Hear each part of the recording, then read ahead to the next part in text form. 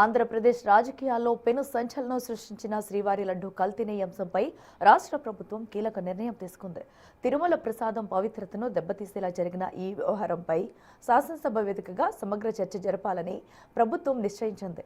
తిరుమల లడ్డు తయారీలో కల్తీ నెయ్యి వాడకంపై అసెంబ్లీలో చర్చ పెట్టాలని కూటమి ప్రభుత్వం యోచిస్తోంది. గత ప్రభుత్వ హయాంలో జరిగిన లోపాలను, అక్రమాలను ఆధారాలతో సహా సభ ముందు ఉంచాలని నిర్ణయించింది.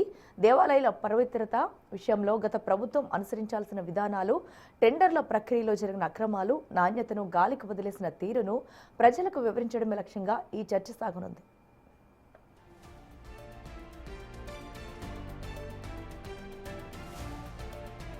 తొలుత శాసనసభలో ఈ అంశంపై చర్చించి అనంతరం శాసన మండలిలో కూడా చర్చను కొనసాగించాలని ప్రభుత్వం నిర్ణయించింది.